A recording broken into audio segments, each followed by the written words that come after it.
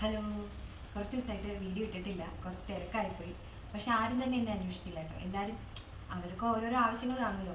എന്തെങ്കിലും പഠിക്കുന്നതിന് വേണ്ടിയിട്ടുള്ള വചനങ്ങൾ, കടബാധ്യത തീർന്നതിനുള്ള വചനം, വീട് പണിയാനുള്ള വചനം, വീട് വിറ്റ് പോകാനുള്ള വചനം, അങ്ങനെയൊക്കെ ചോദിച്ചു. പക്ഷെ ഒരാൾ മാത്രം ഞാൻ എവിടെയാ, എന്താ വീഡിയോ ഒന്നും ഇടാത്തത്, എവിടെയാ കാണാനില്ലല്ലോ എന്നുള്ളൊരു ചിന്ത വന്നു. എന്നോട് ചോദിച്ചു. ജ്യോതി എന്നാണ് കേട്ടോ ആ കുട്ടീൻ്റെ പേര്, ജ്യോതി. അപ്പോൾ ജ്യോതിക്ക് വേണ്ടിയിട്ടുള്ള റിപ്ലൈ ആണിത്.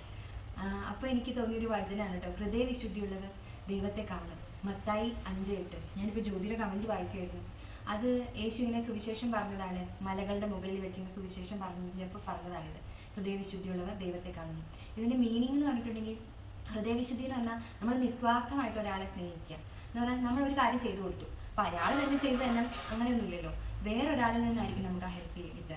ഇപ്പം ഞാൻ ഒരാൾക്ക് ഒരു സാധനം ചെയ്ത് കൊടുത്താൽ അയാൾ തന്നെ തിരിച്ച് ഹെൽപ്പ് ചെയ്യണമെന്ന് പറഞ്ഞാൽ അത് നടക്കുന്ന കാര്യമില്ല. വേറൊരാളിൽ നിന്ന് ആ ഹെൽപ്പ് കിട്ടും.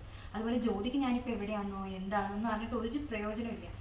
ഞാൻ ചത്താലും ജീവിച്ചാലും ഒന്നും ആ കുട്ടിക്ക് ഒരു പ്രയോജനമില്ല. പക്ഷേ ആ കുട്ടി എന്നെ അന്വേഷിച്ചു. അപ്പം എനിക്ക് ആ വചനമാണ് എനിക്ക് പെട്ടെന്ന് മനസ്സിലായിട്ട് വന്നത്. അപ്പോൾ ജ്യോതിക്ക് വേണ്ടിയിട്ടുള്ളതാണ്. ഒന്നോടെ പറയാം.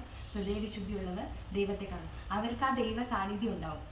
ഞാൻ ദൈവമെന്നല്ലാട്ടോ പറയുന്നത്. എവിടെയെങ്കിലും നിങ്ങൾക്ക് ആ ദൈവ സാന്നിധ്യം ഉണ്ടാവും. അല്ലെങ്കിൽ മരണശേഷം നമുക്കൊരു ജീവിതം ഉണ്ടോയെന്നൊന്നും ഞാൻ കണ്ടുപിടിച്ചിട്ടില്ല, ആരും കണ്ടുപിടിച്ചിട്ടില്ല, ആരും വന്ന് പറഞ്ഞിട്ടില്ല. പക്ഷേ അവിടെ വെച്ചും ദൈവത്തെ കാണുമെന്നാണ് ബൈബിൾ പറഞ്ഞേക്കുന്നത്. അപ്പോൾ ഇത് ജ്യോതിക്ക് വേണ്ടിയിട്ടുള്ളത്.